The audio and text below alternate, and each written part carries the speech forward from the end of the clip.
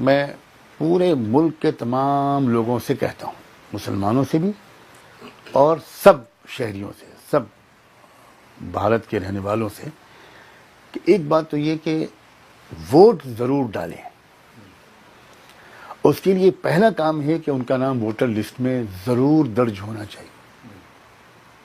ابھی بھی ہو سکتا ہے، جو ایپ آج چل رہے ہیں، کتنے لوگوں نے اس پر کام کیا ہے، تو اس کا فائدہ اٹھا کر ہر شخص کو ووٹر لسٹ میں اپنا اور اپنے گھر کے جو لوگ ہیں ان کا نام درج ہونا چاہیے۔ ایک غلط فہمی ہے، کچھ لوگ یہ سمجھتے ہیں کہ ان کے پاس اگر ووٹر آئی ڈی ہے تو بس وہ ووٹ ڈال سکتے ہیں۔ یہ سخت غلط فہمی ہے۔ ووٹر لسٹ میں نام درج نہیں ہوگا تو چاہے ووٹر آئی ڈی کارڈ ہو، آدمی ووٹ نہیں ڈال سکتا۔ اور اگر کسی کا نام ووٹر لسٹ میں درج ہے، چاہے اس کے پاس ووٹر آئی ڈی نہ ہو، صرف ڈرائیونگ لائسنس ہو، صرف آدھار کارڈ ہو، صرف الیکٹریسٹی بل ہو، صرف راشن کارڈ ہو، وہ ڈال سکتا ہے۔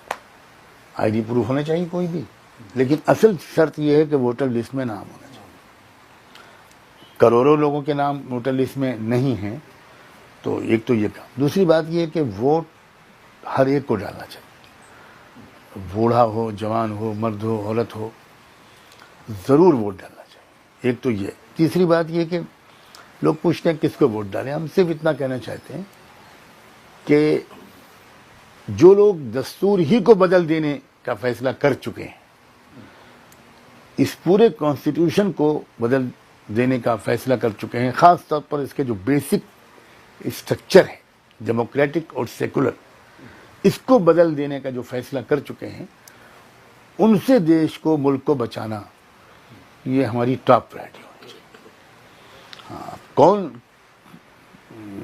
پارٹی ہے، کون سا الائنس ہے، گٹھ بندھن ہے، کس جگہ پر کون ان دستور کے دشمنوں کو روک سکتا ہے، یہ مقامی طور پر لوگ فیصلہ کریں۔ ہم تو یہ تو نہیں کہیں گے کہ آپ فلاں پارٹی کو ووٹ دیں اور فلاں پارٹی کو ووٹ دیں۔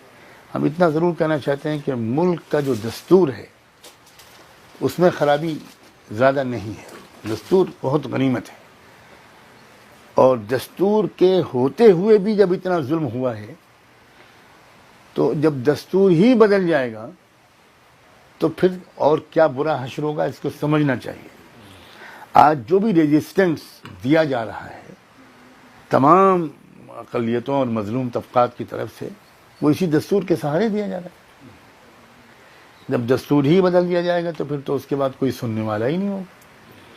تو بنیادی طور پر اس وقت ہم کو اس الیکشن میں یہ سامنے رکھنا چاہیے کہ دستور کے بدلنے کی جو لوگ فیصلہ کر چکے ہیں اور ببانگ دہل کہہ چکے ہیں، کوئی راز نہیں ہے، ان کے بہت اعلیٰ سطحی لیڈرز یہ بات صاف صاف کہہ چکے ہیں کہ یہ دستور ہم نہیں مانتے اور اس میں تو تبدیلی لازمی ہے اور وہی ہمارا مقصد ہے۔ تو اس کی روشنی میں ملک کے لوگوں کو اپنا ووٹ دینے کا حق استعمال کرنا چاہیے۔